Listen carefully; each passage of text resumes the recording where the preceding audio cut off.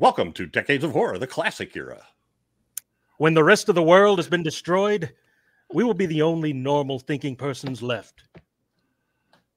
This is episode 186, recorded September 8th, 2024, and we're on schedule.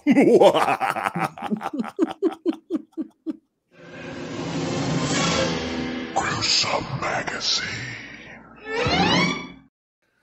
I am your host, Jeff Moore. And you can see I'm one of the only normal thinking people. On this podcast, we cover the good, the bad, maybe even the ugly horror films released. Hey, bitch. Since the beginning of time through 1969. In each episode, we'll discuss the monster, spirit, psychos, and villains that have haunted movie-going audiences since the dawn, the dawn of film history. That's going around. With me this week are my incredible co-guests. Co-guests. First up is Chad Hunt, co-host on Decades of Horror, the 70s and the 80s. Film producer and director with Wreak Havoc Productions, and a comic book artist and writer. And this will come out too late to help, but getting ready for the Wreak Havoc. What's film festival? Horror Film Festival, yeah. It's a busy guy this week. Yeah. And I don't know where I am right now. I'm so busy. So. Well, I'm glad you're here. But I am one of the last thinking people left. Just on thinking, the podcast just as last well. thinking. Yeah. Also No, with no, us we're is not. Daphne, who is awesome, stupendous, and likable as hell. And I just keep And also decorating normal with pictures. Makes me feel bad because I'm not getting mine framed and put up, but I will. So, how you doing, Daphne? I'm doing very, very good. It's nice to Yeah. see you guys after just one short week. It is. Mhm. And I love also this with us, podcast. it's Doc Rotten, the one, the only, the OG. How you doing, Doc? I'm doing good. I'm the abnormal thinking person of the group. So Yeah. Oh, you're the one I dropped. on my head. Decades of Horror, Gruesome Magazine are partnering with Playdown Media on several of their channels. Classic Era is on the Classic Sci-Fi Movie Channel, the Classic Horror Movie Channel, and the Wicked Horror TV Channel. And they are frantically moving. They have some exciting news coming up, but I'm going to wait until it actually happens because you know how stuff is in the interwebs. Yeah, stuff be crazy on It's the a internet. series of tubes. Series of tubes. And it It's a gets series of clogged up tubes. sometimes. So anyway, no, check these guys out. They got a great selection of movies, and you can see a lot of their stuff with ads without having to pay anything. But you'll miss out on the premium content. So then, if you subscribe and pay the monthly fee, then you will be able to see everything without ads.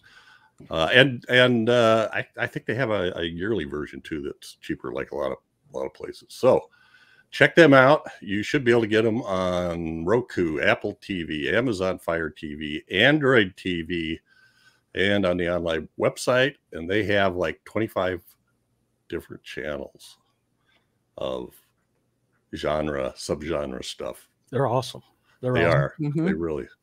All right. Spoiler alert. If you haven't seen this movie, it's only 68 years old. Time's a wasting. So go check it out. It's almost as old as I am. Time's a wasting. On this podcast, we start out by giving a few basic details of the film. We are My life summed up in one sentence, Doc. Time's a wasting. Sorry, Jeff. Well, if I wasn't sitting in my basement with no windows, I could say we're burning daylight, but I don't even know if the world is still here. There's a little bit on there. No doors. Sorry. On this podcast, we'll start by giving some Enumerate. basic details. You know, sometime I'm going to like Screw it. lay in my hidey hole. I don't know if you can see that. Mhm. Lay what in your hidey hole? Well, there's a window. Yeah, well, that goes into the crawl space under the Oh. garage. Gonna be Okay. the nervous shakes. Sorry about that. I'm waiting for someday Now you're out of focus. a weasel or something. It's okay. No, no. What did I do? There we go. There All we right. go. All right. I keep going for a new record. All right. On this podcast, we'll start by giving some basic details of the film we're covering, followed by each of our first impressions of the movie, and then we'll move into a general discussion of whatever trips our triggers, hopefully related to the film. And I just want to warn you guys, I kind of ran out of time looking stuff up because I got stuck on the janitor for the studio, but I finally found his personal information, so we'll be able to talk about that. We won't hold it against you. Our topic this episode is The Werewolf from 1956. What? And if you saw The Werewolf, you'd look this way too. Sorry, Jason's knocking at the door. Directed by Fred F. Sears. Written by Robert E. Kent and James B. Gordon. The cast includes Stephen Rich, Don McGowan, Joyce Holden, Eleanor Tannen, Kim Charney, Harry Lauder, Ken Christie, S. John Lawner, George Lynn, and George Cesar. Production company, Sam Katzman Production. Actually, Clover Productions, which was Sam Katzman's company, distributed in the U.S. by Columbia Pictures. Filmed at Big Bear Lake in Big Bear Valley, and this right on the San Bernardino National Forest in California. Filmed December 10th through the 20th, 1955. This production company was known for being fast. 10 days. Released June 13th, 1956 in LA, and wider release in July 1956. The synopsis: two scientists find an unconscious man at a car accident. They take him to their lab and inject him with a serum they have been working with. Sadly, the serum turns the man into a murderous werewolf. You know, back in the day, back in the 50s, it wasn't lawyers chasing ambulances around looking for car accidents. It was random scientists looking to inject somebody. I wish we could go back to those days. It's always scientists, right? Those were better days. Okay, get them all injected, every one of them. That is Gene Harvey. Okay, moving on. What do we do next? I forget. Wasn't she called like Ma somebody or other? Yeah, or, Ma Harvey. Yeah, Ma Harvey. Yeah. but I just want to make sure everybody knows we're going to get the first impressions here. But today, us and everybody in this movie, we're all just hanging out in Chad's place. Chad's place. Chad's place. Best place to Where be. if you want, you can get drunk and brag to people about something you never did. Yeah.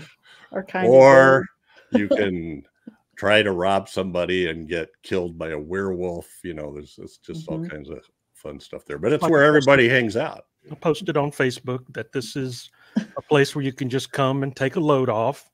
Yeah. You know, just don't leave a load because the toilet's plugged up. Yeah, don't go down Chad's alley. Yeah. Gets a little hairy down there. Ah! It's no coincidence that my place is right next to the drugs Yeah, I know. And the liquors. and the liquor. Yeah. All right. No Well, plate. this one is Chad's pick. So let's get first impressions, and we'll start with Chad. When did you first see this, and why did you pick it now? I first saw this last week when I was supposed to watch the movie for the other podcast for the last time. So, but I found out about it. I think it was one of those documentaries that show you weird films from the past. It shows clips, like a clip documentary, and it showed the werewolf. And I was like, wow, I've never even heard of this one. So I thought it looks pretty good. Let's look it up and see what's going on with it. And sure enough, I think it was on Tubi, or one of those. Was it on Tubi or was it on one? That's what I saw it on. I watched on TV. Maybe that's what it is. And and I enjoyed it a lot. It was not your basic werewolf type thing where some guy gets bitten by a wolf, then he turns into a wolf. Like we said in the synopsis, these two scientists just came up, injected the guy, and ran. And he becomes a werewolf. And it's the rules are a little different than your average werewolf movie as well. But it's a werewolf movie, all right. And I really liked it. I like the actors. I like the makeup for the werewolf. He was pretty savage looking, and the transformations were the time-lapse transformations, but it was still pretty good. I liked it a lot. It was very good. Characters were good too. Yeah, agreed. I'm glad you picked this. It was a fun one. Doc, how about you? I know you haven't seen this before. Yeah, I'd seen clips, but I'd never seen the full movie.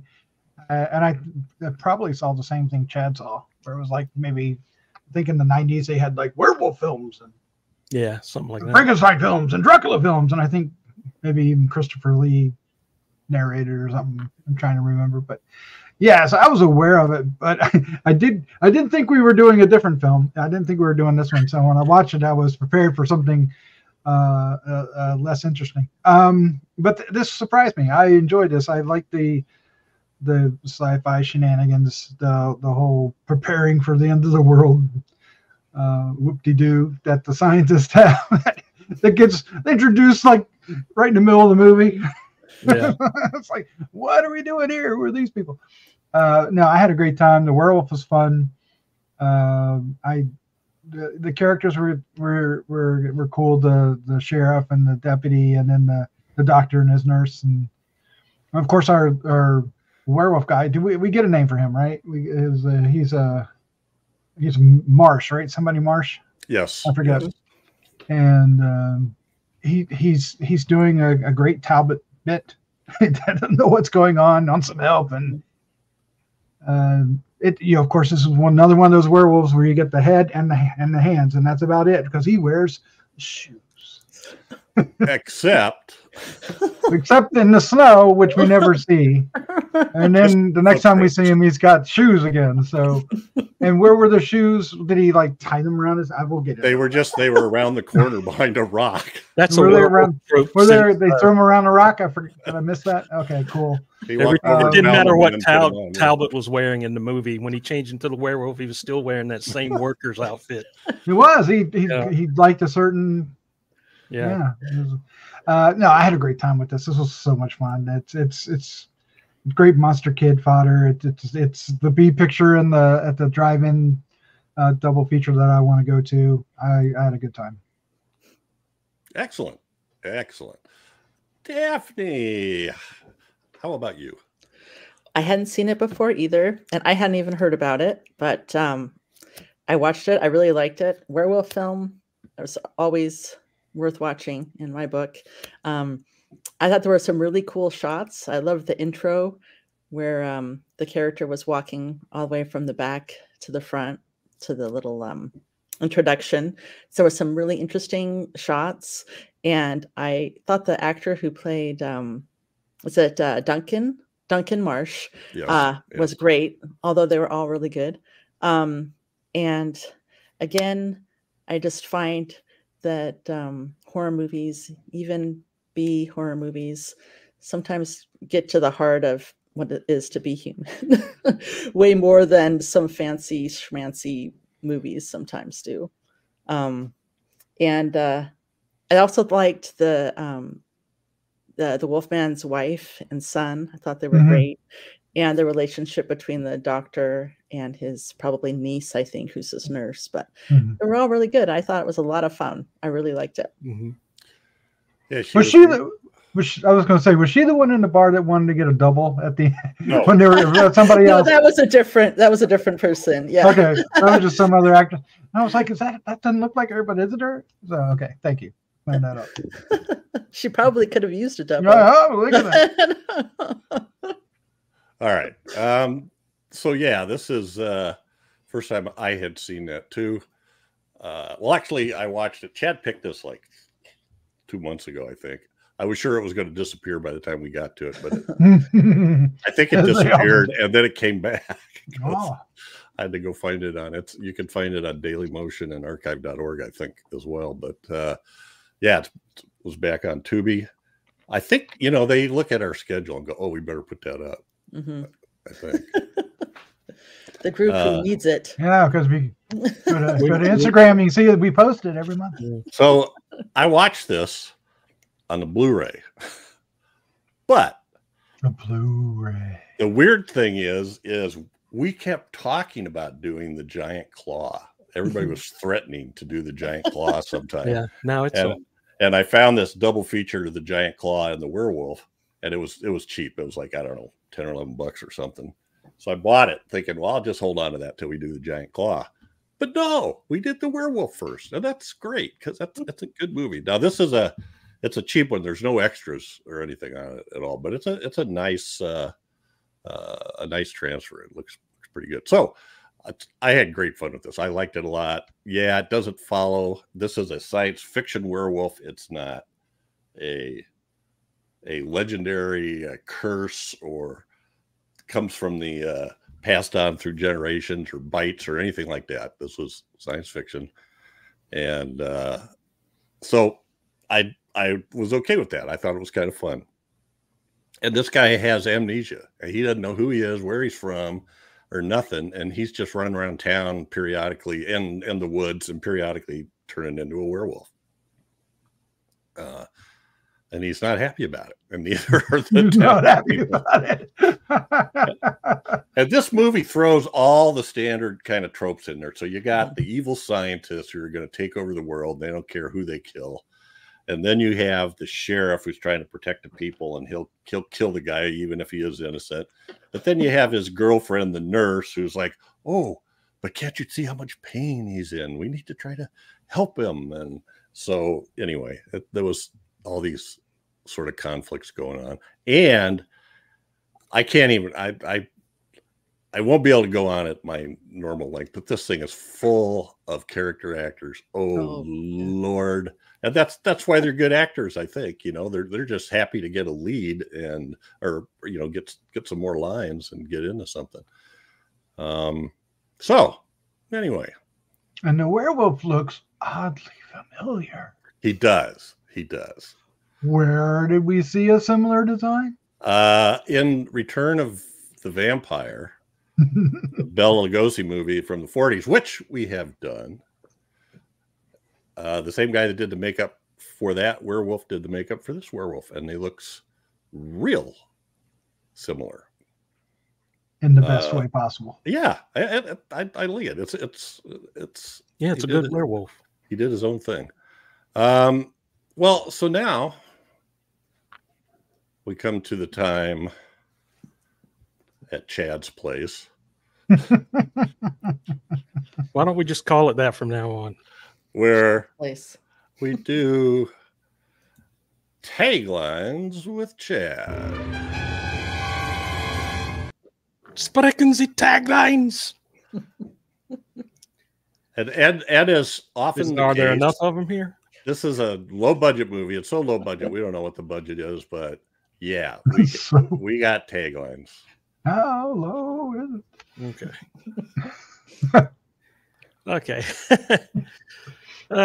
You see this sign all over 42nd Street in New York. You see it happen.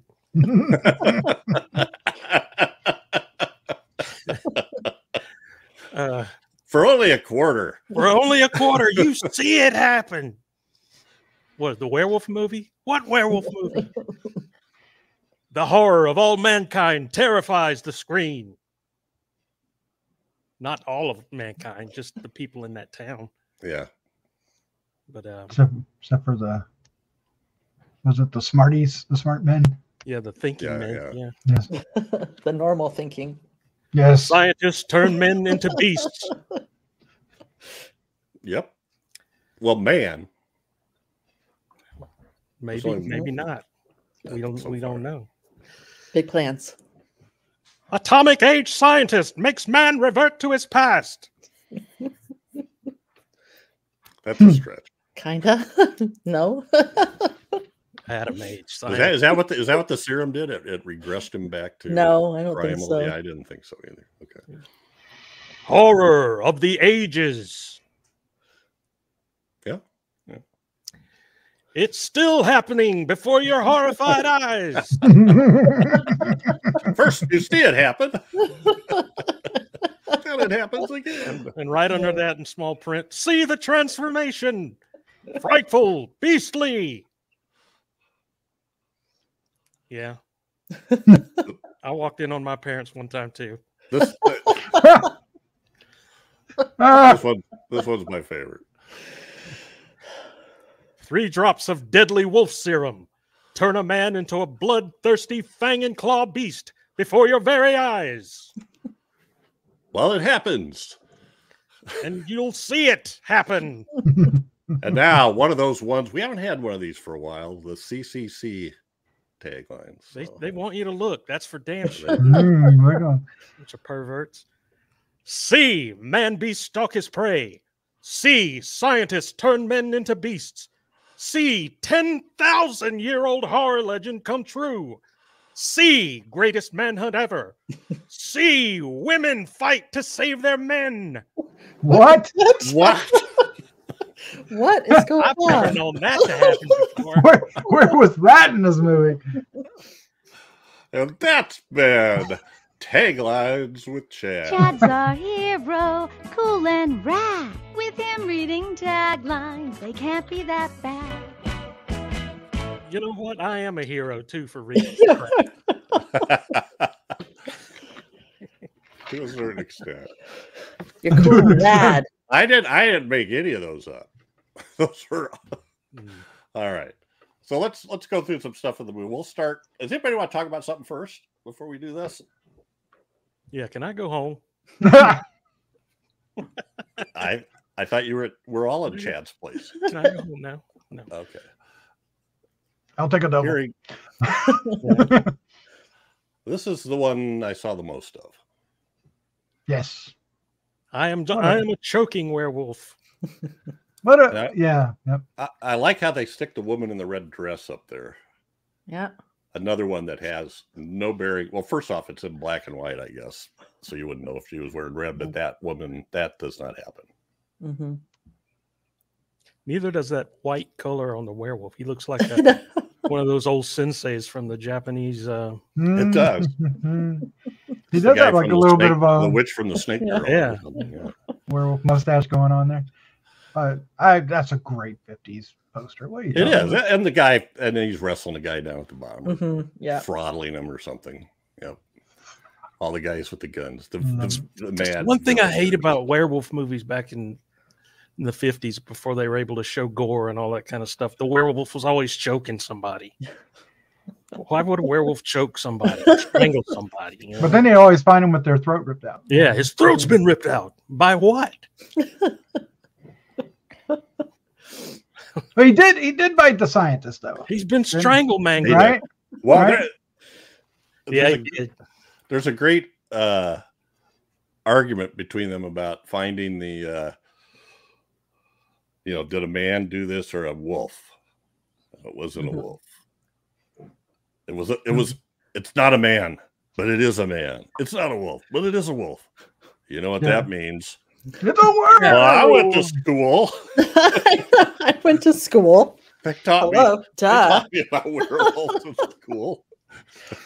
I was going to say, this little side note, what would be awesome is if this werewolf, because of the radiation, had mouths in each of his hands with giant teeth. So when he was going like this. Anyway, There's a movie. that would be cool. The Some picture body in the middle horror. looks like a Western, though. It is. It does. Yeah. This one's There's the 3 drops. Yep, there they are. He's a little And furrier here. he's Look at- turning into a That werewolf in is those drops. awesome. Oh my gosh. And what's with the werewolf's head? He looks like he just got out of the. He just blew dry. He can't. I know. He got hit with a pan in a Looney Tunes. That's yellow. Don't bring me down, baby. This is Wolfman. I like too. One of the things they do all the time is they always are saying introducing Stephen Rich as the werewolf. Okay, but he was in lots of stuff before this, so it's not really an introducing thing. But once again, we have the common motif of the lady in red lying on her side. Same 3 pictures, basically. Only they're more. They've doctored them to look.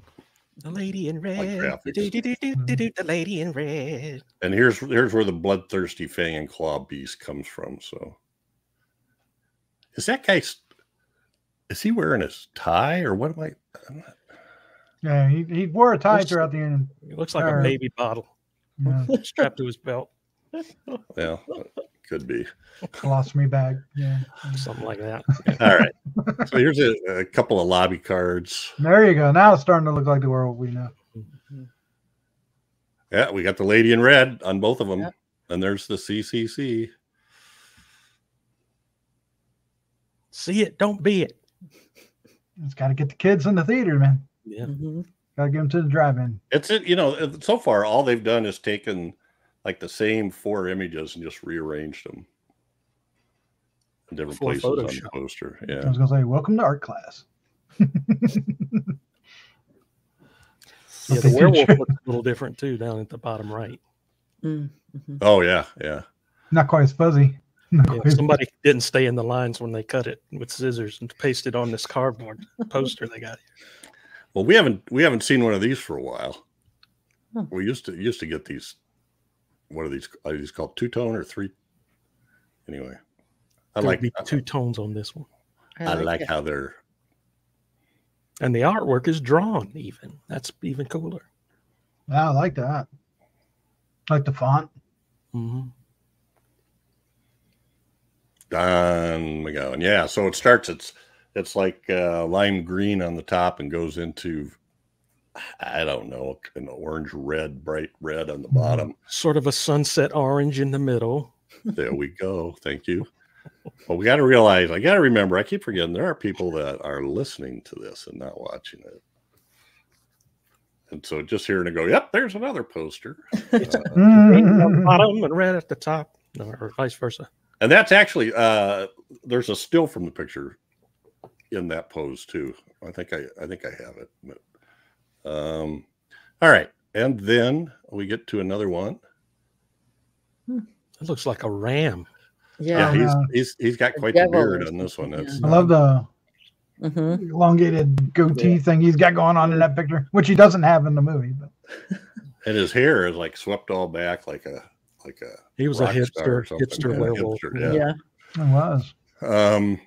But we got rid of the woman lying down. She's not in this one. Oh, This has that sticker on it. More not suitable for children. I think that's usually UK. So that might be why they got rid of the women. Not only is it not suitable for children, we're not putting that woman on the poster that isn't in the movie. But she makes a bigger comeback here. A Spanish, and I think this is a probably a DVD box because that red sticker says like limited edition.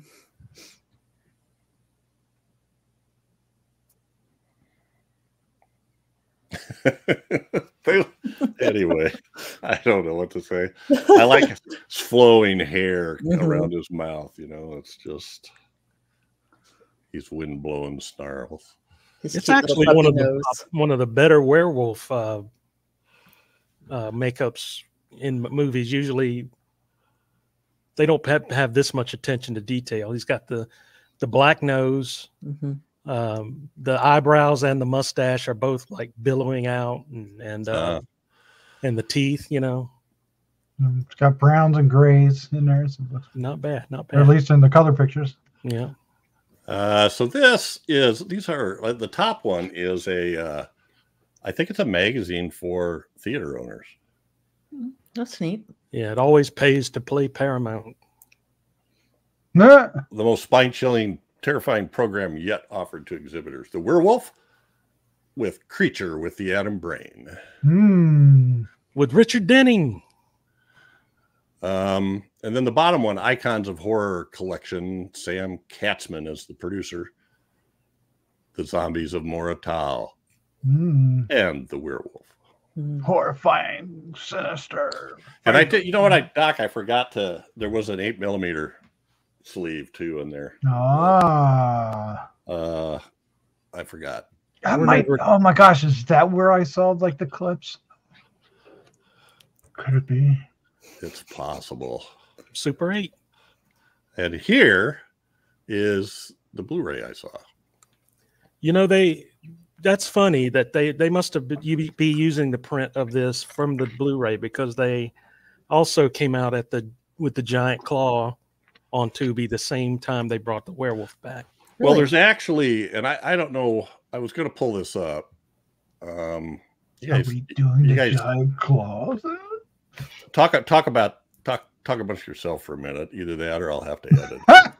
Peas and carrots. Peas and carrots. Peas and carrots. Peas and carrots. Peas and carrots. So this is another thing. So this is Arrow put this out. Cold War Creature, 4 films from Sam Katzman, and it has Creature with the Atom Brain, The Werewolf, Zombies of Morital, and The Client, the Giant Claw. That's fantastic. That must be the Atom Brain, and that's still out there, and it is cool. $70, and I'm sure at least direct from Arrow it is, and it's I'm sure there's tons of extras with it, which might make it. $70. I don't want to spend $70 on it. No, for those 4. I'd be watching it dark because I couldn't pay my light bill after paying. But anyway, all right. Thanks for waiting for me to cool, though. Act together there. It does. You know, they put out, Arrow puts out some great stuff. All right. Indeed. So that's pretty much the poster. So we just mentioned this producer, Sam Katzman, and this guy, 240 producing credits. Wow. And these are just the horror / science fiction movies he did in a 3-year period in the 50s. It Came from Beneath the Sea. What a classic that is. That's one of my favorite. Yeah, Earth versus the Flying Saucers. Mm-hmm. This one I hadn't heard of, The Man Who Turned to Stone, which stars Victor Jory, and they have to feed off the lives of other people to keep from turning to stone, kind of thing. And The Night the World Exploded. Superquake tilts Earth. I think from reading the synopsis that the superquake, the Earth tilts on its axis, and now it's going to explode in 28 days or something like that. So that's pretty precise. Yeah, well, you know how they are. Science. Pretty. They probably just it was probably 27.8. They just rounded up. Somewhere around 8 p.m. and 8:15. So this guy, they broke down his biography really well. In the 30s, he turned out Tim McCoy westerns for Puritan and Victory films. In the 40s, he did East Side Kids movies for Monogram. Really? In the 50s, he started making sci-fi opuses and teenage musicals for Columbia. And in the 60s, he was cranking out hippie biker films for AIP and Elvis Presley musicals for MGM. Wow. He's also credited with coming up with the word beatnik. What? Ah, nice. Supposedly, I like that. Supposedly, he was at a recording studio as the score for one of his teen musicals was being put together, and he heard 2 musicians talking. One of them asked why a third musician they both knew didn't show up for the session. And the other guy says, that cat was just beat, Nick. And Katzman misunderstood beat Nick for a single word, and he started using it and claims that that's how it got into the language. Interesting. I could. That doesn't sound. Skeptical. That doesn't sound. Yeah, You're suspicious. Sometimes things happen. So who's gonna be able to say otherwise at this point? Yeah. So yeah, he was counting on the whole time. He was counting on. He was cashing on fat. So he did this. It's like he knew a formula. he did Rock Around the Clock. Yes. And then Don't Knock the Rock, which came out the same year, sequel. And then in the early 60s, he said, I think Twist Around the Clock and Don't Knock the Twist. He whiz. All right. and you know, Rock Around the Clock featured Bill Haley and the Comets, who had a hit with that song. Mm-hmm. And Chubby Checker was featured in the Twist movie. He sure was. I just like it's so blatant. Oh yeah, Dion was in the one too. Yeah, it's just so blatant that they didn't even care. You know, it's like, hey, I made money 5 years ago with this. There's got to be a new fad. So that he was into making those fad. The 60s, they were putting songs and they would debut songs in movies, and I think the Elvis movies helped that, and the Beatle movies, right? So and all the Twist Around the Clock. They asked him if he was going to make any more Twist movies. It turns out it only cost $250,000, but in less than 6 months, it grossed $6 million. Mm-hmm. So yes. And he says his definition of a good movie was a picture that makes money is a good picture, whether it is artistically good or bad. I'm in the five and dime business and not in the Tiffany business. Ooh, I like that. I make pictures for the little theaters around the country. So anyway, I'd heard the guy's name before, Sam Katzman, but I just didn't realize how prevalent he was in all these eras, cranking out these popular. Well, there's a lot of really fun movies in here. Mm-hmm. So one of his directors is Fred F. Sears, who directed The Werewolf. This guy, okay, this is going to sound weird, but he died of a heart attack in November 1957 at the age of 44. Oh. And his last 5 films were released after his death. Then who's that guy up in the corner there?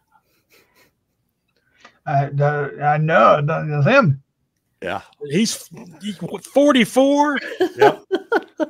So man, life was rough back in the 50s. Hey, so he had 54 directing credits in 10 years. Wow. I started looking at the list and going, what the heck he did? He had 5 come out in 58, 5 in 57, 9 in 1956, which included Earth versus the Flying Saucers, The Werewolf, Rock Around the Clock, Don't Knock the Rock, and another one called Rumble on the Docks. Ring Around the Rosie. Which, pocket full of weird tie into current events, starred James Darren, who recently just passed away. Crazy stuff. 5 in 1957, he did The Giant Claw, Night the World Exploded, and I got to get my tie in here, Utah Blaine, starring Rory Calhoun. Ah, you got Rory in there. Ding, ding, ding. You said the magic word. So anyway, 5 in 55, 4 in 54, 7 in 53, 5. I mean, this guy just cranking them out, you know. That's crazy. And then he did one in 1958 that I just I looked at this because I thought, what? It's called Bad Man's Country, 1958. So the characters it features are Pat Garrett, Wyatt Earp, Bat Masterson, Buffalo Bill Cody, Sundance Kid, and Butch Cassidy.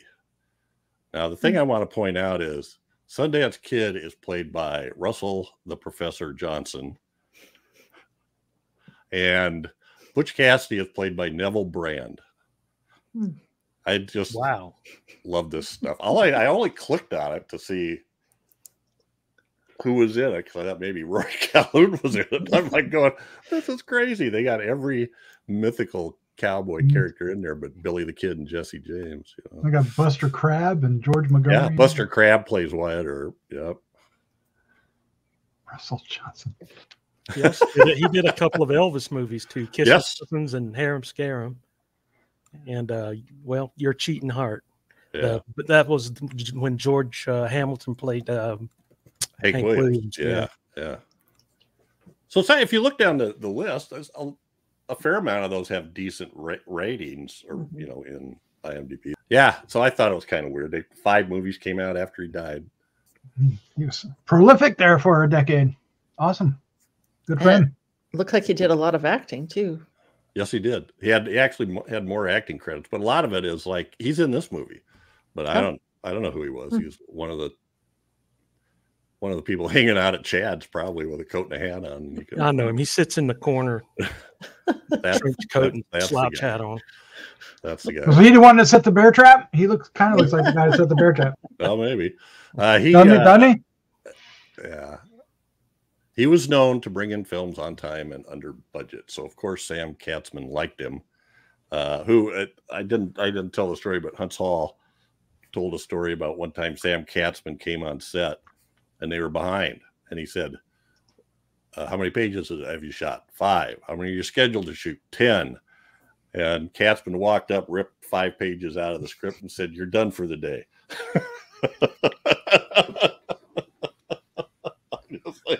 Okay. Sounds like how we do it now. Whoops. All right. So Sears for Katzman basically made juvenile delinquent crime films, rock musicals, action thrillers, and sci-fi epics. And those are the ones we saw. Yeah. Well, technically sci-fi. Yeah, technically. I think all these movies were aimed at teens anyway. Yeah, they're all B pictures for drive-ins. Yeah.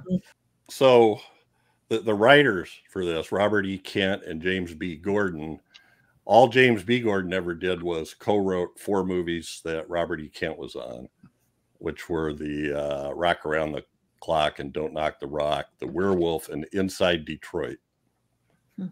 Robert E. Kent wrote a bunch more, including Twice Told Tales, Diary of a Madman, and the 1962 version of Tower of London, which had Vincent Price in it, but that's one of the other folks. This guy does kind of look like the Bear Trap guy. Hot rods to hell. That guy really was proud of his bear trap, though, wasn't he? He was very, very proud. Oh, when he hits my bear trap, he's going to wish his mother never met his father. I tell you that much right now. No, actually, now that I look at it, he was the narrator. In the beginning. Oh, at the beginning. Okay. Yeah. And I saw the giant claw as a kid and was laughing my ass off at it. I thought it was a comedy. I really did. With that big bird head. Much, yeah. With the crazy beak. Yeah, the crazy beak and the hair, the little tufts of hair coming off its head. All right. So kind of moves its head like this. Yeah, like bobbing on a string. So this he said Bob. Stephen Rich as the werewolf. Well, this is as Duncan Marsh. We first see him staggering down the street. He wrote a couple of film. He wrote and starred in a couple of film noir after this, but I haven't seen them and I couldn't find them. But they were supposedly well regarded. I think he did great in this movie. I did too. Yeah. He had a lot of, I don't know what the right word is, but he had range, I guess, and pathos. I bought him. He had pathos, a lot of pathos, and I bought that he was going through this, and he really looked tormented by this. There's a lot of shots of him of like when he's cuddled up in the rocks, that one time, and he's Doc. You were talking about this because they follow these footprints, and it's like, that's not a man's footprint. That looks like a wolf. I saw a wolf footprint once when I was in Canada. Yeah. I think that's that's because my bear trap chopped his foot off. Those are stump prints. And so he wakes up and he doesn't have his shoes on and there's snow all around and he's rubbing his feet and he just kind of walks out around the rocks and there lays his shoes and socks and he puts them back on. But that right away brings to mind the rest of the movie. he's running around in his shoes. He never, and tie. Never loses his tie. Laura Talbot always went, oh. Yeah. Well, I like how he also I feel like he reacted in a realistic way. Like he was looking for help, but he was also really suspicious and knew that people were after him and he couldn't trust anybody. Well, he walks in and gets it. He walks in and gets a drink, right? And and doesn't know who he is. Somebody asks him, "Where are you from?" I don't know. Am I from here? Yeah. And then right away, of course, one of the friendly townspeople decides, "Oh, he's got money and he's confused. I'll just take it from him." That doesn't work out so good. He pulled a Bill Bixby. Well, and that guy's name was Charles Horvath. I don't know if he was recognizable to you guys, but he's one of those guys that ends up playing a lot of Native Americans and ethnic groups. Yeah, that middle shot is where he's gasping coming up, and where what was her name? That the doctor? Amy. Was her name Amy, the nurse? Yes. Oh, that's when he came and asked for help. She was outside. Oh, that's right. Wood. Right. Yeah. You can see the back of her head there. Yeah. And that was a good scene when they're in there talking to the doctor, and the doctor's trying to get the information out of him. Right. Until he starts getting a little too close to comfort, and then gets all upset and darts out. Yeah. But he trips on something going out the door. Did you notice that? He goes out the door and he trips on something. It looked like a boom mic. Oh, really? It looked like the pole for a boom mic. I didn't see but it could have just been a broom end. I don't know. But anyway, he trips something over and it goes like this, and it knocks the door back open. Watch it again, Jeff, and you'll see what I'm talking about. Oh, I believe you. You've got the Blu-ray. I was like, advance it. Well, the scene on top was one of the ones that I really liked. Like I said before, the shot where he's just walking from the back while there's the narration. But even in Chad's Place, where you see him leave the actual bar, and then he goes to the fire to warm up, and just the way that the kind of thug is sitting there, and then the character walks to the back. I just thought that was a really cool shot. And there were a few others, like from below or some strange angles or something. There was a really cool one when they were in the jail cell, and and the bars were like really well angled. I was like, that's actually a really good shot. Yeah. Out of nowhere. Yeah, I caught that one too. That was really cool. Very expressionistic. Which reminds me. So Stephen Rich, the two movies that he wrote and acted in film noir are Plunder Road, 1957, and City of Fear, 1959. He had 48 credits in like 12 years. So he was pretty busy doing the standard stuff: 77 Sunset Strip, The Rifleman, M Squad, Tales of Wells Fargo, The Adventures of Rin Tin Tin, Broken Arrow, Ring Around the Rosie. Oh, all the standard TV series. You guys brought something up that I wanted to mention, and I forgot to look the total up, but the cinematographer. I looked at that when I was researching some of those cool shots that I was talking about. So what did you discover? I guess I didn't discover a lot. I mean, I liked his work a lot. And didn't he do a King Kong movie? Yeah. And the cinematographer for the original King Kong, yeah. But there wasn't, other than that, I didn't see a lot. It goes all the way back to silent movies, 1917. Yeah, this was really good.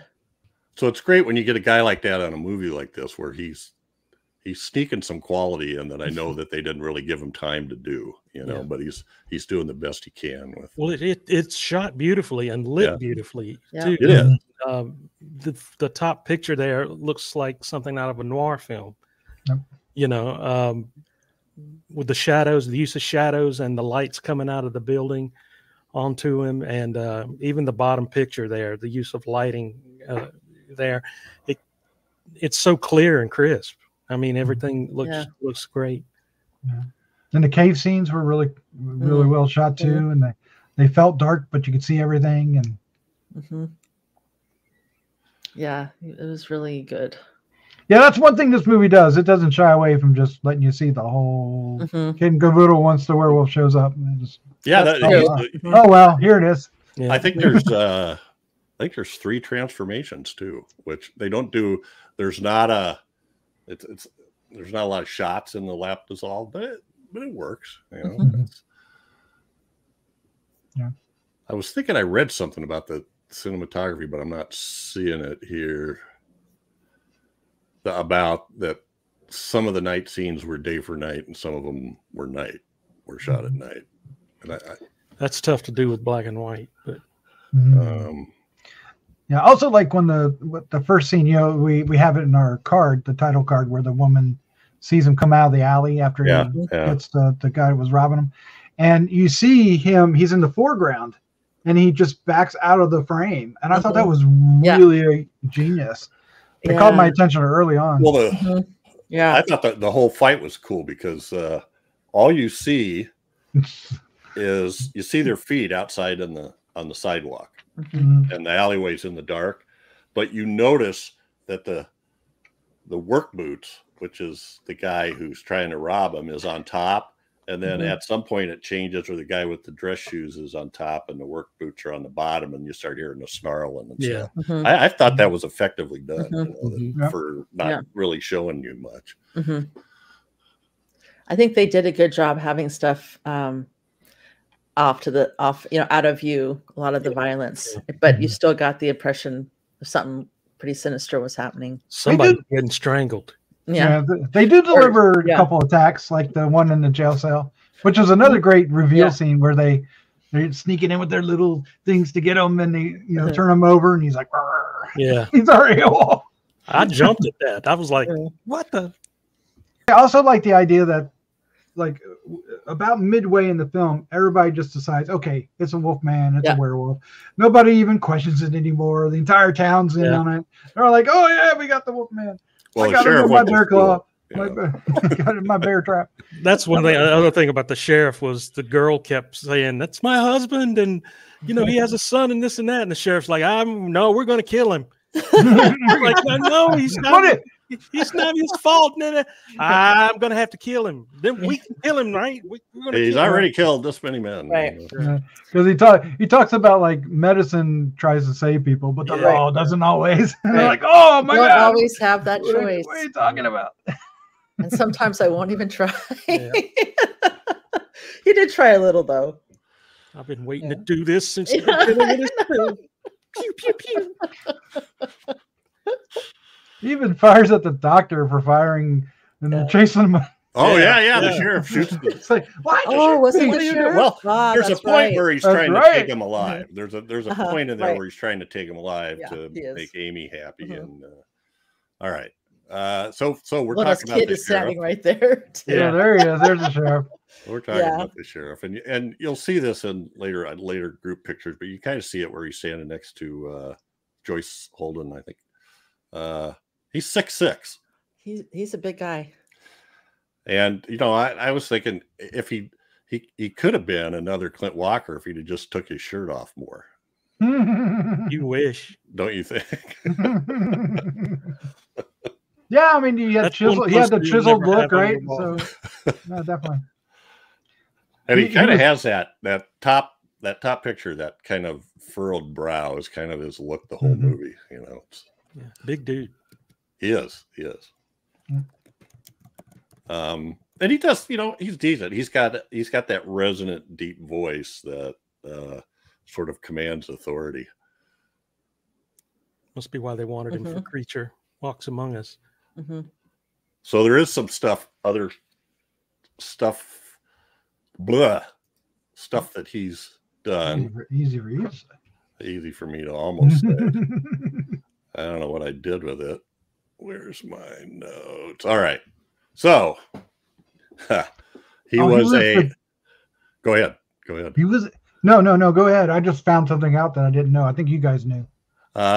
He was in a movie called Devil's Brigade in 1968, which I got to go watch, but it's like 2 hours and 10 minutes long, but it's seems to me like it's a copy of Dirty Dozen.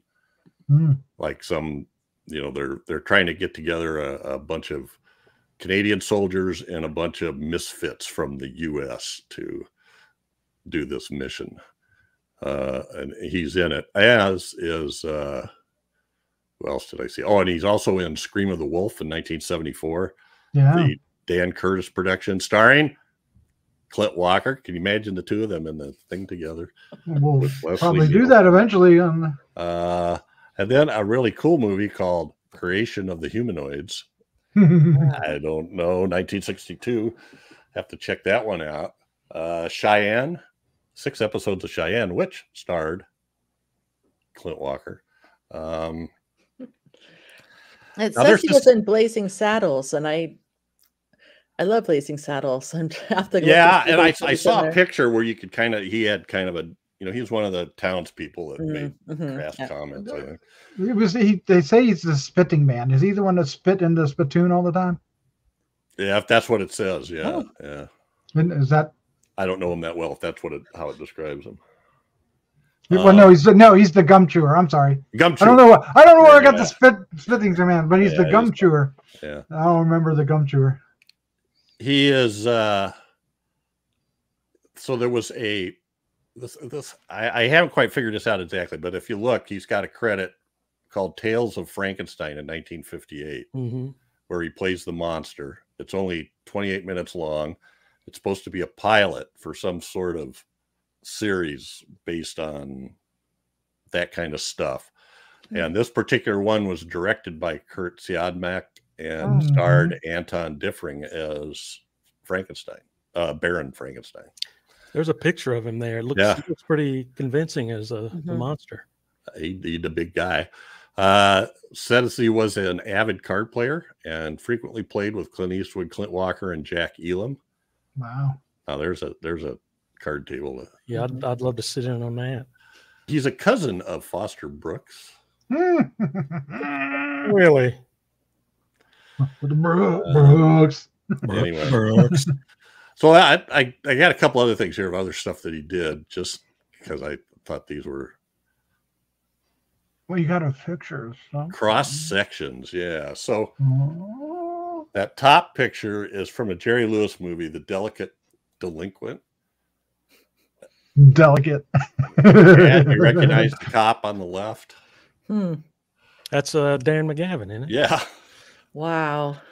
And Don McGowan wearing a hat, much too small. Wow. Jerry Lewis. And then the bottom picture. So this is what I started to talk about. This is in Tarzan and the Valley of Gold, I think. He suffered major injuries in a 1963 car accident, Don McGowan. His car hit a light pole, and he was thrown halfway through and pinned by the windshield and nearly scalped. Ouch. Because of his huge size, paramedics needed a crane to pull him out of the car. Wow. Yikes. In Tarzan in the Valley of Gold in 1966, his head was shaved to emphasize the nasty scar from the accident. Wow. So that's what that bottom picture is. Mm-hmm. You can see his head's shaved, and he's so tall, he's like, it looks like he's rafters. like, right. Yeah. Anyway. He mostly reminded me of Putty from Seinfeld, Elaine's boyfriend. Yeah. That's right. Had that look. And then the one that we've kind of been dancing around, Creature Walks Among Us. Yeah.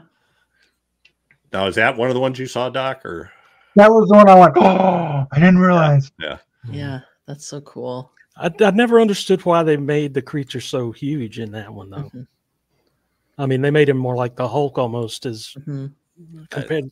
The actual creature was a thin, like slim figure, and they bulked him up for this. The guy that played him in the Creature Returns, I think, was tall. When he was on land, that was sort of a thing to make him a taller guy play him on land. I don't think Rico Browning played him on land, did he? I think Rico Brown did all the underwater stuff, and the other actor did the above. Ben something, I can't remember his last name. Chapman. Ben Chapman, yeah, Ben Chapman. So yeah, that's cool. I thought that was cool. I didn't realize that Yeah. until I was looking through this stuff. Look at that squinty eye up at the top there. Yeah, he's giving the scientists a snake eye there. I think he did great getting the feelings out there when he played this creature. Yeah. Mm-hmm. I love those 3 films. It sounds like he's just a genuinely good guy. You know, he had a bunch of friends and stuff. All right, so, and if you look at his credits, he's in again everything. He was in every Western in the 50s and 60s, and in Get Smart. Dun, dun, dun. How many doors are going through there? Yeah, I used to love watching just the opening because he would just go through door after door after door after door, and it'll be different doors. Show. Yeah. So the pretty much female lead is Joyce Holden. She was also great. Good. Yeah. Amy. Yeah, she was really good too. I put this bottom picture in for you, Daphne. Because of the hat, perhaps? The style. Yeah. Well, I think it was like a little hood on it. It was a little hood with some cute little ruffles and little thingies here. Yeah. Yeah, she had some good looks. Yeah. Well, she also had strength. You know, it wasn't a weak character. It wasn't no, not at all. They didn't fridge her at all or anything. I was talking about her fashion sense, but yeah, she was really she was smart. She was she said what she thought. Yeah. Yeah, she didn't have a problem standing up to her behemoth of a boyfriend. Or her uncle. Yeah, she's almost as tall as he. Yeah. No, 6 inches she'd be tall as he is, it looks like. So I don't have a particular shot for him, but the guy in the middle that she's tending to is Harry Lauder, who is like the quintessential Western character actor. I thought he looked familiar. Oh my God, I can't believe the stuff he's been in. 335 films. Yes. And TV shows. And he was in, I found a picture of Tales of Wells Fargo, where he was in there. He was in it with Don McGowan. And he were in the same still. And the guy who played the werewolf, Stephen Ritchie, he was in an episode of Tales of Wells Fargo. Anyway, he was in the Batman movie. Yes, Mr. That's our America. Batman connection. Yeah, there you go. And he was in the Green Hornet, which is adjacent. Batman. Same adjacent. Yeah. He was in Escape from Planet of the Apes. Yeah. Oh, really? Okay. Creature with the Atom Brain. You said Batman the movie. 9 episodes of Gunsmoke. 9 episodes of The Adventures of Ozzie and Harriet. You with Mr. Simpson, Mr. Murphy, Atkins. Play 9 different characters. 11 or 12. Yeah, and I don't know if anybody ever watched that, but that was like the family. That was the real family. And Ricky Nelson, who went on to become a singer. Somewhat of a star before he Teen Idol. Yeah, he's a traveling man. Yep, he had those. He made a lot of stops. I heard all over the world. Yeah, 12 episodes of Rawhide, 4 episodes of My Favorite Martian. There's a show we don't get to mention often. Oh no! God, I love that show too. The Satan Bug, in 1965. 8 episodes of Laramie. Now here's one. Anybody seen The Crybaby Killer? Nope. No. We're still talking about Harry Lauder, so I don't have a picture up there. It's a Roger Corman film starring Jack Nicholson as a teenager who thinks he killed somebody and is going through all, sort of I would assume sort of a quick.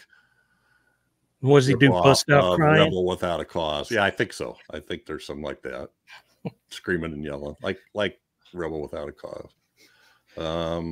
It Came from Beneath the Sea. He was in that too. Yeah. 11 episodes of The Lone Ranger, which I think is where I probably saw him, because we always watched The Lone Ranger in the afternoon. There were shows that I watched I watched The Lone Ranger just to hear the music in the opening scene, where they had that speeded up horse riding into the William Tell Overture. I just love that, and to hear him say "Hi-Ho Silver." Yes, which is why I watched the Tarzan TV show in the '60s. There's the yell. Simply to hear the yell. Yeah. Ron Ely, the one with Ron Ely. No. Yeah. Oh, was it Ron Ely? Okay. He would do it like twice an episode. It was sort of the. So he was a civilized Tarzan. Yes. Ron Ely. Yeah. There was a show called Buffalo Bill Jr. where he was in 7 episodes as Butch Cassidy. Earth versus the Flying Saucers. Creature with the Atom Brain. I think I said that already. It Came from Beneath the Sea. You guys said that. 11 episodes of Rocky Jones, Space Ranger.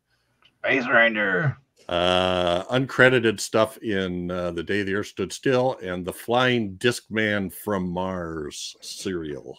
He would go 50. Like a Sony Discman? but flying.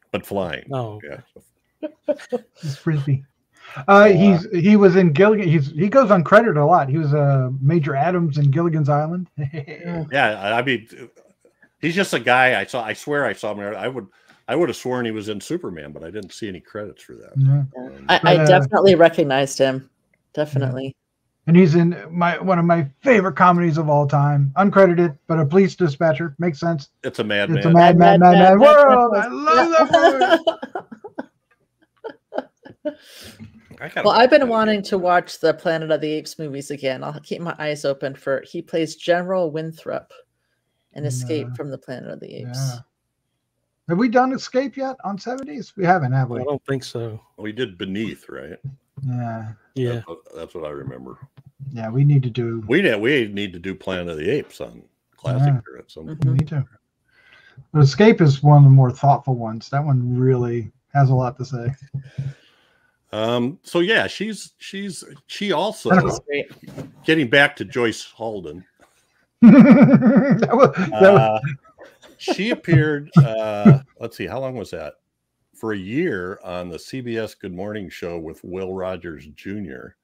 as a talk show host and singer, when Barbara Walters was the assistant producer at the time. Interesting. And she played Marilyn Monroe. She played the Marilyn Monroe role in a Pasadena Playhouse production of The 7-Year Itch. And she was in, I looked these movies up and couldn't find them. She was in Terror from the Year 5000. That was put out in 1958. She was in a movie called Girls in the Night that was directed by Jack Arnold and starred Harvey Lembeck. Wow, from the 60s surf movies? Yeah, Eric Von Zipper. Yeah, Eric Von Zipper, yeah. This is that was in keep that in your pocket. Keep that in mind. And then she did a movie called Murder Without Tears in 1953 that was directed by William Bodine, who did Dracula versus Billy the Kid, or Billy the Kid versus Dracula. He was another fast operator. Okay, yeah, I really liked her. She does really good in here. Yeah, I really liked her, and I liked her character. She wears that little, that little hoodie thing could look silly, but she looks good. Oh, yeah, she's got the little beanie to get the back here. Well, there's another one where she's got a cool jumpsuit on. Yeah. Well, yeah. There's another one where she's out where they're all standing outside, and she's got another coat on top of that with a hood up, but she still has. You can see that kind of sticker. I just thought that was interesting. Yeah. It's the kind of thing you'd see your kids all wrapped up in. Maggie Simpson. It's getting winter time. I feel like knitting. Maybe I'll try to make one. All right. Well, this is Eleanor Tannen, who plays Mrs. Marsh. Yeah. They call her Crab Face Marsh. She had a look. Did not.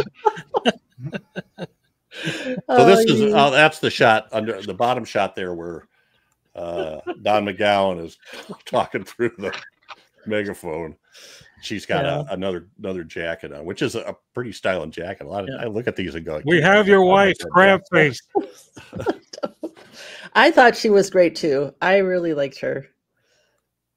She's and that's her son is sandwiched there between Harry Lauder and her. Next to the stripe or whatever it is. And he's I didn't look him up, but his name is Kim Charney, and he was a kid actor during that time. He did a bunch of stuff. And she doesn't have I think maybe she didn't have very many credits. I didn't recognize this stuff. Yeah. They gave an extra oomph to the character. You know, a werewolf movie needs to have some pathos in it, you know, and her and the little boy by being there added that. Well, yeah, she does have one line that I'm kind of like going, I forget where it was. I think it was when she's trying to find her husband and she's talking to people and they're like, nobody's telling her the truth or something. And you'd think she'd be getting really frustrated, but it's sort of like I've hit this dead end. So then she turns to her kid and goes, so what do you want to do? You want to go shopping or you want to do something to eat? Go see a movie? Like, see a movie? And the kid's like, no, I want to find Dad. What's the matter? You're not going to distract me that easily. There's a new werewolf movie down at the Bijou. Anyway.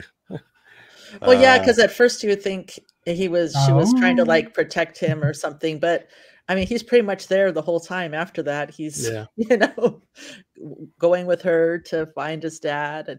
But like you were saying, Chad, that's really gave you more info about the main character, gave him that pathos you've been talking about, and you're like, this is a good man. This is you know, this is so unfair that this is happening to him. Yeah. And he's trying to, you know, he basically confesses to the doctor, you know, and the nurse that he you know, so this is a good guy, and she really she and her son really support that, make you feel that. Yeah, I'm glad they went that way instead of him just saying, I have a wife and kid at home.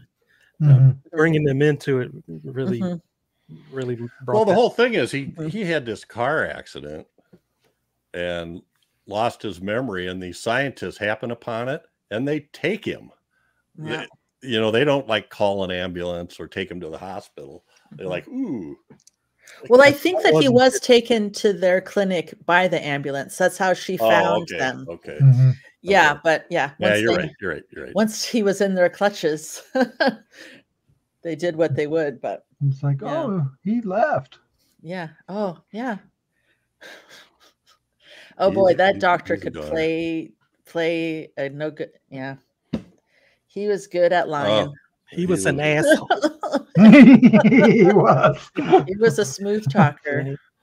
So there they are in their lab with assorted animals in assorted cages. Yeah, doing horrible things to them. I think he's talking about his plan to take over the world right there. And then and the next shot down, the two of them are pretending to be local hunters. They're trying to blend in with got their plaid shirts and their.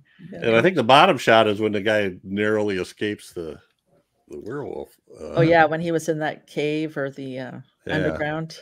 From such small beginnings, plans of world domination seeds are planted.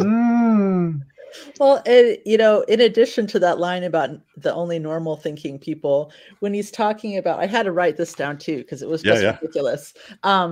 It will be the beginning of a new kind of world, a world that will start without, and then he hits the cage that the dog is in, without hate. I'm just like, we'll be the ones to give it birth. You just did the hate. Yeah, you just turned the guy into a werewolf. You're the one with the hate. It kind of reminded me of Strother Martin's plan in Hiss to take over, turn everybody into snakes and turn the world into a paradise. So funny. Oh, they're great. Well, he was in another werewolf film. Aha. He was in I Was a Teenage Werewolf. Oh, which one? Oh, the older guy, John Lawner. So yeah, they were not. They were the bad guys. They were great. They show, but they were great. They feel like they were wedged into the movie. It was so weird because we get introduced. That's the only thing I have about this movie is the way they shove these two in, they mention them. Yep. I was found by two doctors. Right. But then suddenly we're in their lab, right? Yeah. It's like out of the blue, like, well, where's this?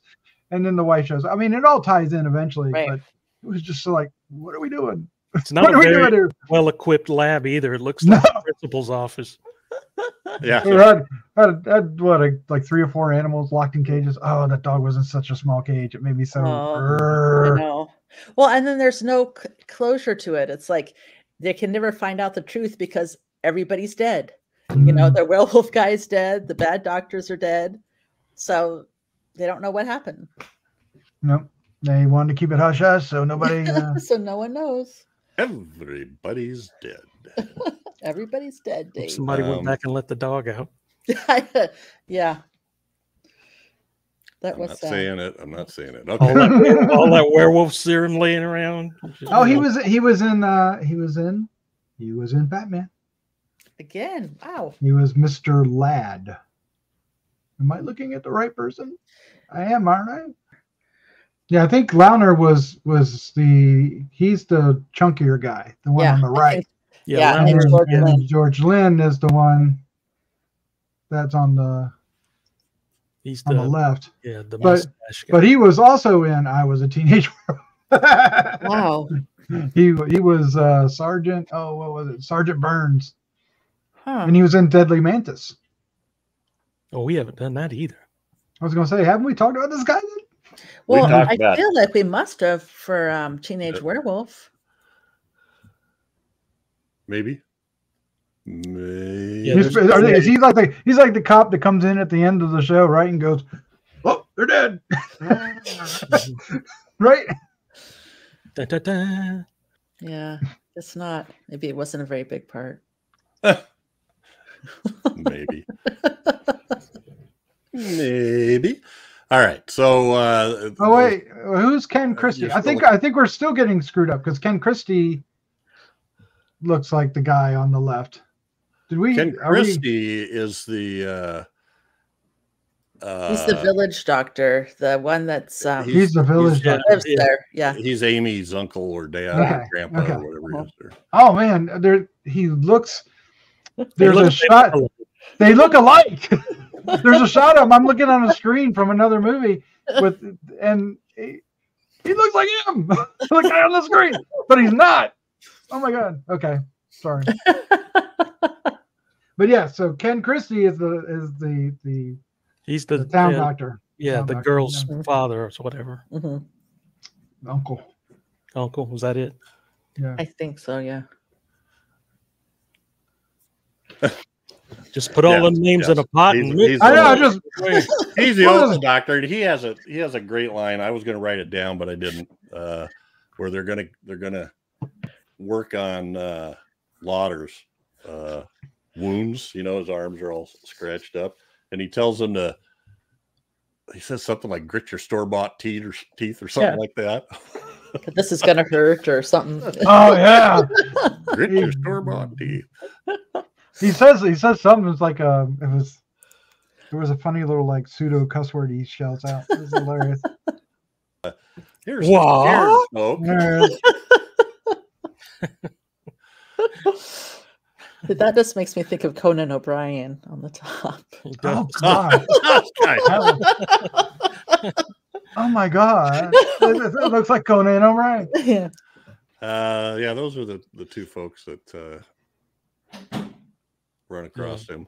Yeah. And there's that lighting in the cave, where it's Mhm. Yeah. Yeah, that's good. really good. But yet you still get the light in the face. It's really well done. Shooter's full, Clark. So It's the I hat. get that one. Yeah. Yeah. You There's gotta the have the villagers. Gotta with have torches. the. He's afraid of fire. We can bring your torches. And And then there was a great scene where they start throwing the torches. I at them, know. get that light off me. I'm trying to go to the bathroom. and he's like going like this. He's like going from side to side. It's like, dude. The guys, if you look at the background, all the I guys was laughing there, about it. they look like they all bought their jackets at Lads are us. The Bloods are us. Look how they're all grouped together in that scene to make it look like there's twice as many people. Yeah. Right. In it. They are some torches that look like they were meant to be thrown. The way that they were like kind of like spitting and stuff, you know. But yeah, then they all turn around and walk away. I've never understood. Did they go get the lit torches that were underneath the trees? Are they going to burn them? Or Like put out that fire! Throw the fire! Throw the fire! Like, what are you doing? You guys got any toilet paper? Oh my god! No, the guy at the bottom. Have any of you ever tried to make a torch like that? Yes. Yeah, I did. It did not work out. No. Yeah, I figured it wouldn't. Usually they just take a piece of cloth and wrap it around it and light it. And go. Yeah, that never And that then lasts burns about for 2 hours. seconds. And it produces so much smoke that Yeah. it's useless. I tried doing that going into a cave one time. I go, I could do this. I've seen this in the movie. I'm gonna die. As they're dragging Doc out on the gurney, he's like, "It worked in the movie." You mean the movie Live? Yeah, nice job. Nice one. I'm not sure I even saw that on MythBusters. I should have. Well, that should be on MythBusters. But I like how they went with, he'll be afraid of fire. Like that's one of the things that they went with, but they didn't talk about silver bullets or anything like that. Wouldn't have worked on him, would it? No, they could use regular old bullets. Mhm. But it was that's- just that's what they- interesting. Yeah, like when they were like, well, he could be a werewolf. Well, I went to school. It's like, Yeah. uh, Werewolf school. yeah. And it was such a weird way to. It was weird and interesting when he's on that bridge, right? Mhm. And then randomly there's this big truck big construction thing at the other end. Block him! Like, I mean, seriously, he could just run around it, but he doesn't. He goes over the edge and climbs down, Yeah. and then does a weird thing across the rocks. Runs across the rock. So he gets shot 3 or 4 times. Yeah. Ow, ow, ow, ow, ow, ow, ow. That's exactly what it looked like, didn't it? Which way do I go? It kind of makes me wonder if I'm back on the doctors. George Lynn. I'm just like, all right, you're gonna make me play a cop, and I was a teenage Frankenstein and a bus driver in Deadly Menace. Okay, but you got to make me an evil scientist. Yeah. That's the deal, bud. Yeah. Yeah. But you can only do it once. Okay, so now werewolf. What's with that shot at the bottom? Well, here's our first Werewolf. There you go. Werewolf. werewolf. Roll, roll, roll. That's a transformation, and Let's just keep doing lines from other movies.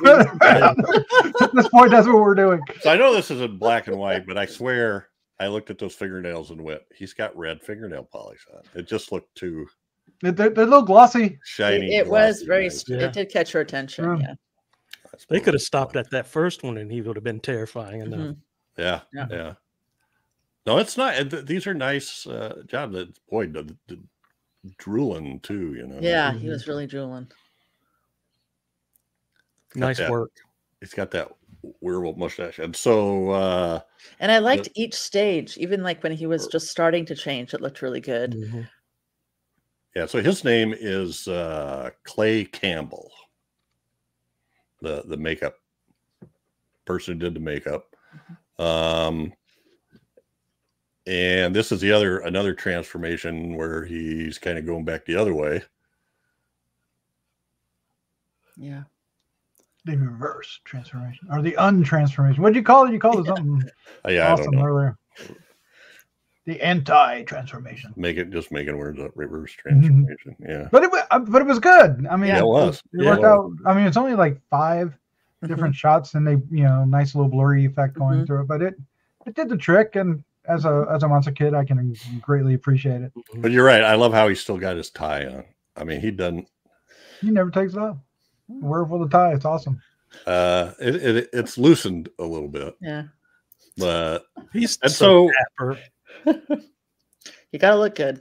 So Clay Campbell, these are my comparison shots. So top one is the werewolf that we just watched. The bottom one is from The Return of the Vampire, 40s flick with Bela Lugosi, where they couldn't call him Dracula because it wasn't Universal. Very similar, yeah. Yeah, he's got more chin hair in the top one. He's got like a chin. The one at the bottom actually has a chin. A little more expressive on the bottom. But he's still got the black nose. And he is sort of he talks. We joked about that when we did the podcast, that the werewolf that talks. Whenever he was sort of his familiar almost kind of for. But yeah, I thought that was kind of cool. I didn't.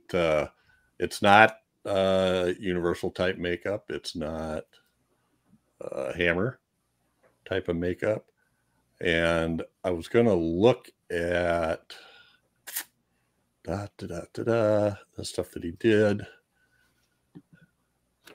He did some noir in A Lonely Place as a pretty well-known Bogart. The makeup artist? Gilda is another one. What's the name of the makeup artist? Clay Campbell. Clay Campbell. Yeah. I'm looking, not seeing a lot of other stuff like that. So he did that Tales of Frankenstein pilot. A lot of these guys just do whatever they have to do. Yeah. So I'm not seeing any other monster type stuff, but but some big ones cool. From Here to Eternity. Yeah. Gilda. In a Lonely Place is a pretty well known noir too, with Bogart. Okay.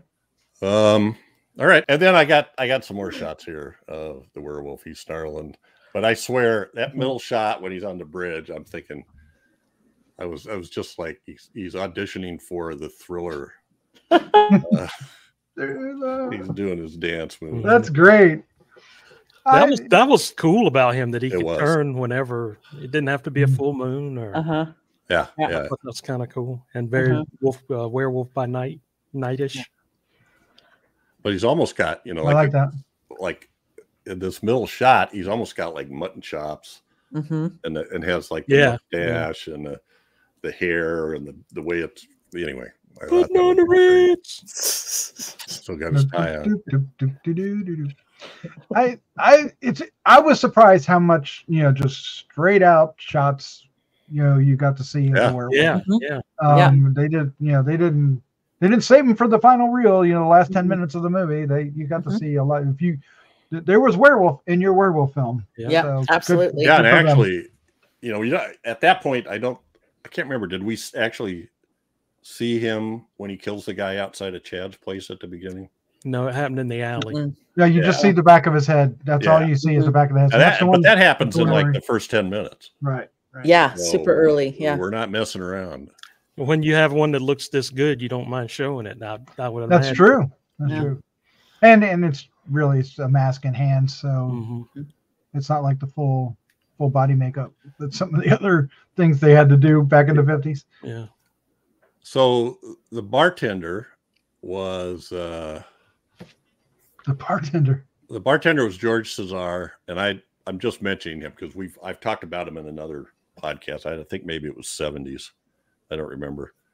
But he's got a ton of credits. I recognized him too, yeah. And then I wanted to mention the guy with the mustache who was drunk in the bar afterwards and telling everybody how he caught the thing. Ah, yes. Okay. Who's that? I want to know who that is. His name is Larry J. Blake. 276 credits. And there's two things I want to mention about him. He was in the Navy in World War II, but he was mustered out and treated at a naval hospital for his alcoholism. Oh. And a Catholic priest helped him join Alcoholics Anonymous. And in 1946, he helped start the first AA group for members of the motion picture industry. That's cool. And it says until his death in 1982, he continued to help others in AA. And the other thing is his son is makeup artist Michael J. Blake, which if you look him up, he's done a lot of well-known stuff right up until like maybe 5 or 6 years ago. It looks like maybe the last thing he's credited with, but I think Independence Day. Oh, nice. This was one of the few times he played a drunk after he sobered up. He usually didn't. I don't know if he tried to stay away from it or. I would imagine. Isn't that kind of cruel? Well, he was in I Was a Teenage Werewolf as well. And I was looking at George Cesar. He was in. I was just trying to think of how he looks so familiar, and he's just been in tons and tons and tons of stuff. He was also in Batman.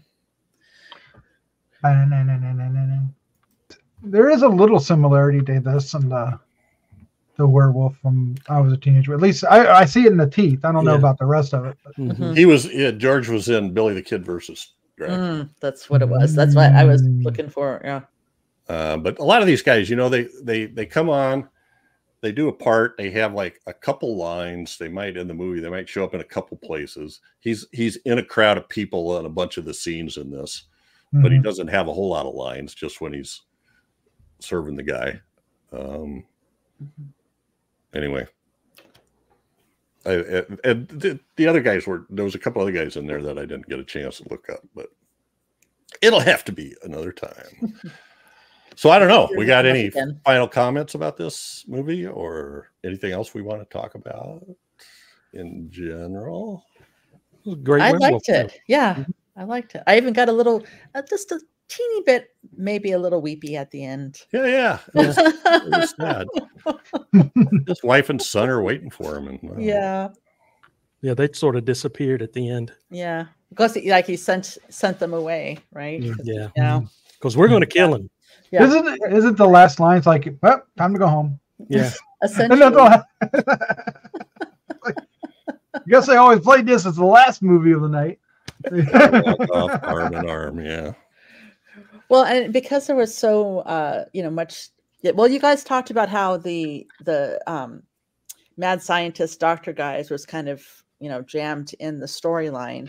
They were definitely like making some comments about changes that were happening in technology and stuff like that. And the other doctor talked about that a little bit. So it kind of made me think about what was going on in the time around there, and so I thought that was interesting too, the kind of future versus this little village, the sort of rural area.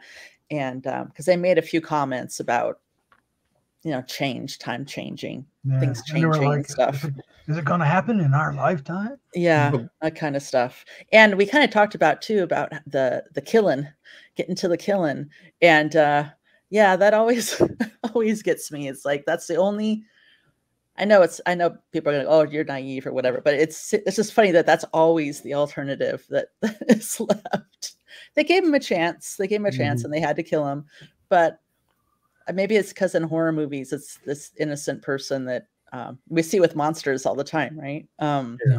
He did kill. He did just kill 2 people. So yeah, no, I get it. They had to do it, but it's just kind of like I guess then at the end when it was like, well, everybody's dead, so we can't figure out what happened with how did he turn out? It's not his fault either. That yeah, I mean, they put him in the jail cell, and we don't know what would have happened, right? Right. But the dummies. Yeah. Oh, and he definitely killed people and couldn't control himself and didn't remember anything. I get it, but I guess I would have. Why they brought the wife and kid in because they needed that. Yeah. For a reason to give him a second chance, Yeah. Well, I guess I just with things like this with werewolves and other monsters where you really kind of see that person being the part of also a victim in some ways. That is something else that I like too. And I just, it would be nice if they would have at least found out how he got turned into a werewolf or something. That didn't seem to be a care at all. Yeah. Well, in the book of Talbot, it didn't matter how many times he died. He always came back. True. The next book of Talbot. I did like when they came into the police office after he escaped, and the one guy's like, there are 2 guys like unconscious on the floor, and the guy's getting up and goes, "I'm a little foggy. What happened?" Yeah, that was funny. What's going on? Time for exposition.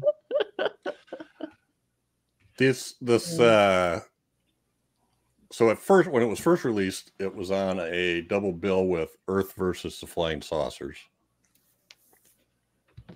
Perfect. And it says this was the screen's first science fictional non-supernatural lycanthrope. While possessed of incredible strength and ferocity, he could be killed by ordinary bullets and didn't require a full moon to transform. Yeah. And it was the first of only 3 werewolf films made in the U.S. during the 50s, preceding Daughter of Dr. Jekyll and I Was a Teenage Werewolf, both from 1957. Mm-hmm. And in the Overlooked Film Encyclopedia, a quote says, the film marks precisely the point in which horror, which had been a dormant genre in the early 50s, began to take over from science fiction. So this was kind of a blend, right? I mean, yeah. Although we blend them all the time, but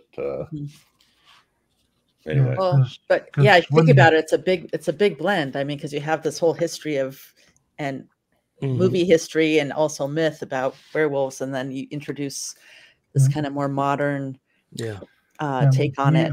What might be the cause? What might be the cause, and how it's kind of represented of changes and stuff like that. And supposedly, this got an X certificate from the British Board of Film Censors. So which is why it said not suitable for children. I don't know. All that crazy drinking they were doing, the double shots. And, yeah, but I mean, and the cocaine. The cocaine. It was so. That was the director's cut. I'm sorry. I didn't have the. I don't have the Blu-ray. I didn't.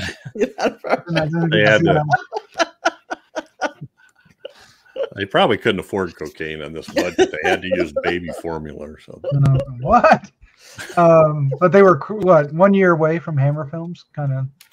Yeah. Creature and Dracula. Blood and color. And, more blood. Very cool. Yeah, good timing. This worked. This worked a lot. Really well for me. I thought it was great. Yeah, it's a really fun werewolf movie. Yeah. All right. Well, it was all right. That's it. It was all right. Well, thanks for picking it, Chad. When you picked it, I thought, oh shit, not that other one on the giant claw thing, but it was good. I'm going to make you watch the giant claw now. Oh shit! He says. Oh, that'll be fun. Oh boy. We don't have any feedback today, maybe because we just recorded our last episode a week ago, but plenty of ways to stay in touch. Send feedback to feedback@gruesommagazine.com or leave comments on the Gruesome Magazine's YouTube channel or in Gruesome Magazine's H&R and DOH podcast Facebook group. And Lake of the Dead just went live yesterday. So yeah, if you guys, sometimes people haven't heard of it. I was tracking our downloads, and White Reindeer started off really slow, but now it's really big. It's one of our higher awesome downloads, and I think it just needs to find the right audience or the people that know about it to realize that we did that one.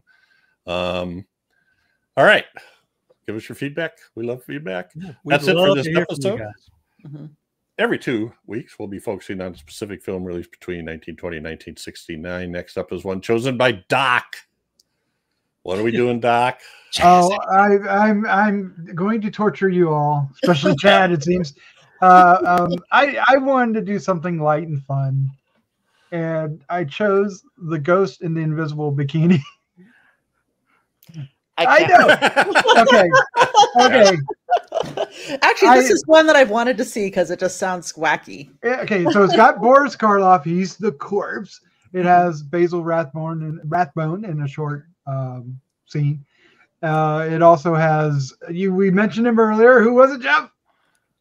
Harvey Lembeck. Harvey Lembeck. So it's got the Zipper and the Rat Pack. The Zipper. Yes. This is and Patsy Kelly's in it. Yep. I feel like that lady at the beginning of this movie now. But also Claudia Martin, who is Dean Martin's daughter. And did you mention Nancy Sinatra? I haven't yet. No.